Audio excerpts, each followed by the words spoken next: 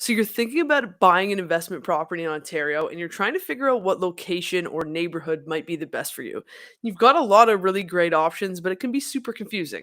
So in this video, I'm going to break down 4 reasons why I think Toronto is an amazing place to invest. And hopefully by the end of this video, you can figure out if Toronto actually gets the check mark for you or if you should exit off your consideration list.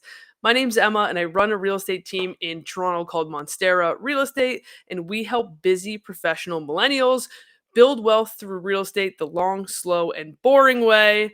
And that is by purchasing strategic, high quality properties and moving up the value ladder over time so that we can make sure that you get your dream home for sure. It's not overly sexy, but it works.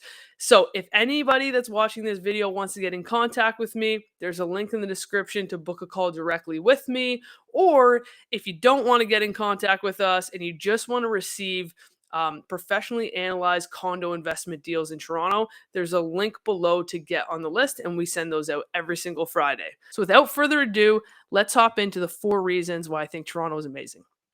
So, the first thing is population growth. And I want to read you guys a little bit of a snippet from something that I found on the ontario.ca website. So, the Greater Toronto Area is projected to be the fastest growing region in Ontario, with our population increasing by 2.9 million, so 41.3%, from 7.1 million people to over 10 million people in 2046.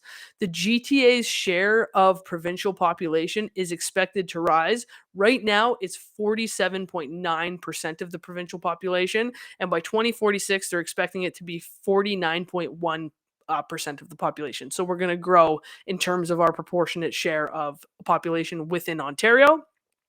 Their expectations are that large urban areas, especially the GTA, will receive the bulk of international migration to Ontario, and as a result, expected to experience the strongest population growth. Okay. Now, one thing that I'd like to preface if you're debating what type of property you're looking to purchase, I think condos are a great area of opportunity because they're usually the jumping off point for anybody that comes to Toronto. If people are looking to get to know the city a little bit more, they're usually going to rent, or if they're going to purchase, they're going to purchase usually in the core where there's kind of a lot of stuff going on. Well, they kind of determine, okay, what neighborhood or what region do I want to be in, and I can kind of move from there. So usually, if we have any international, if we got any international clients, they're usually renting downtown first for a couple of years, maybe a year or two, while they get their PR, and then they're looking for different locations that could work for themselves or their families from there. The second thing that I want to go through, and I might get some flack for this in the comments, but that's okay. Toronto has the most extensive transportation network out of any city in Ontario. Now, this is attractive from an investment standpoint for those tenants that don't have a vehicle and they need to get around the city. Number 3, Toronto offers a relatively stable real estate market, and this is going to continue to get better over time. Unfortunately, housing isn't that affordable. And they're projecting that it is going to continue to become increasingly less affordable in the future, meaning that the proportionate share of tenants to owners is going to increase in favor of owners where there are more tenants. And so your tenant pool is already very, very, very strong in Toronto, but is likely to get even better in the future. And last but not least is tech in Toronto. Toronto is the fastest growing tech city in North America. We've created over 80,000 tech jobs. Toronto actually had more tech jobs created in 2019 and 2020 than New York, Seattle, and Boston combined, which is pretty amazing. Then one last little secret hack for you guys.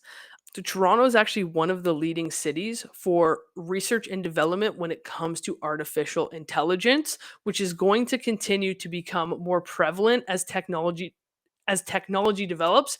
We're one of the leading cities to do some of the research there. So that's only going to continue to encourage further technology growth within the city. And so there it is for you guys, the 4 things. We've got population growth, we've got transportation, we've got rental stability, and then we've got tech jobs and future technology growth within the city. I hope you guys found value in the video. If you did, please give me a thumbs up and a subscribe, and I look forward to seeing you in the next one.